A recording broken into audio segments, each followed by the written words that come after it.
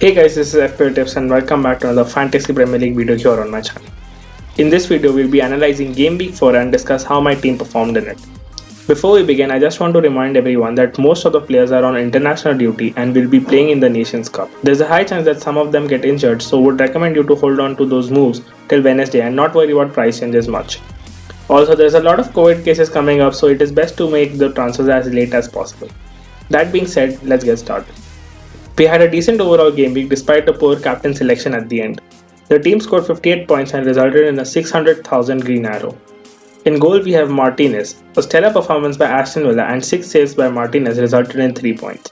Once again, Martinez proved why he's still the best budget keeper of the lot. His short saving ability will always provide points in a lot of matches, bonus point as well.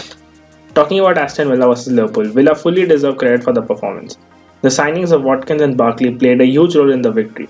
Despite having an XG of 4.2, Villa scored 7 goals and could have easily scored some more. This poor defensive performance by Liverpool can also be associated with Adrian in goal. Stats clearly state that Liverpool failed to keep a clean sheet in these games when Adrian is starting. Moving on in defense, we have Tariq Lamptey giving us 0 points. He was subbed off at halftime due to a hamstring strain. Brighton did attack well, but their attack in the first half was very limited. They were not putting in crosses inside the box, which limited the attacking scope of Lamptey. Nevertheless, hoping he'll be fine for Game Week 5 and surely will be in my starting 11. Next, we have Robertson in defense giving us -1.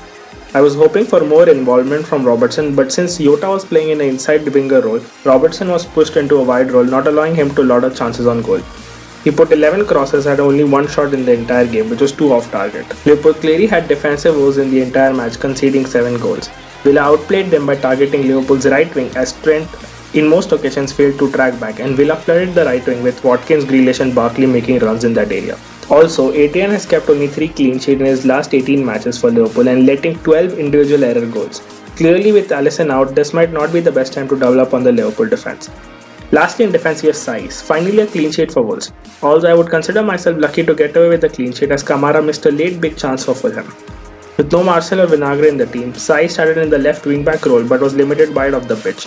Next week he should be back in the centre-back role. Saiz also ended up with 2 bonus points at the end of the game, which were a surprise to me, but I will happily take those points. In midfield we have Mo Salah. I took the late decision to remove the armband from him to give it to Kevin De Bruyne, which didn't turn out well.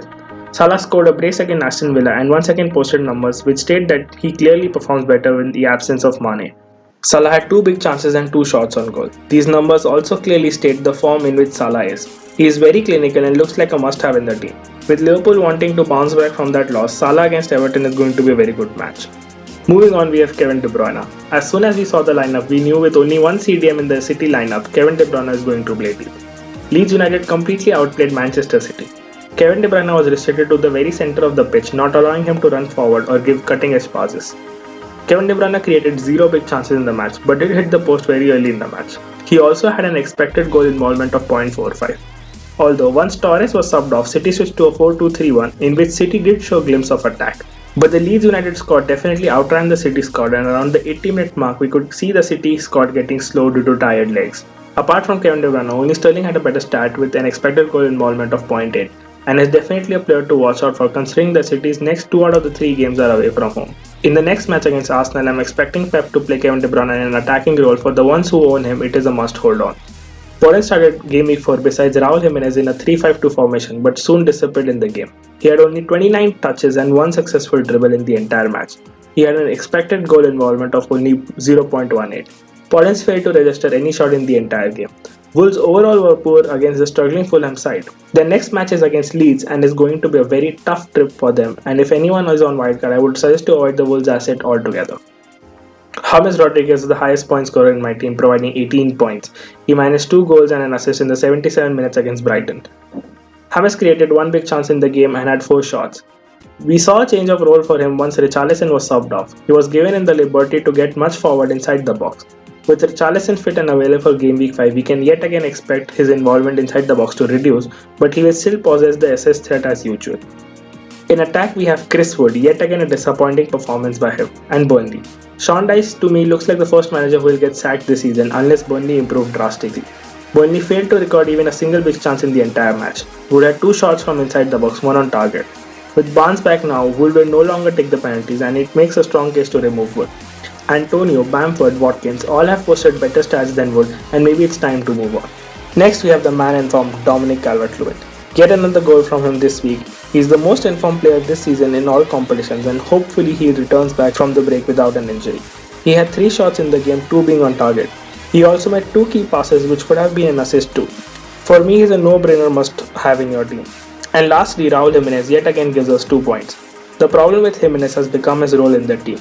He too is playing very deep to collect the ball and drive the attack. He did have 3 shots in the game and also missed a big chance.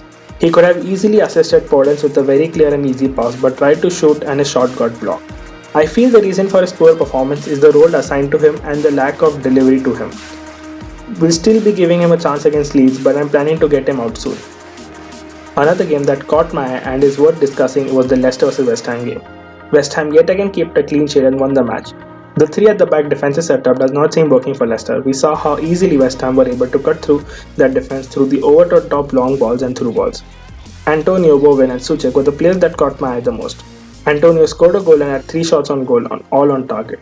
Although a very important point to note here for the people who are planning to bring him in is that he's been playing in a hold-up role for West Ham and is not getting inside the box as much as post-restart last season. This is allowing Bowen and Souček to get inside the box much more often, which can clearly be seen.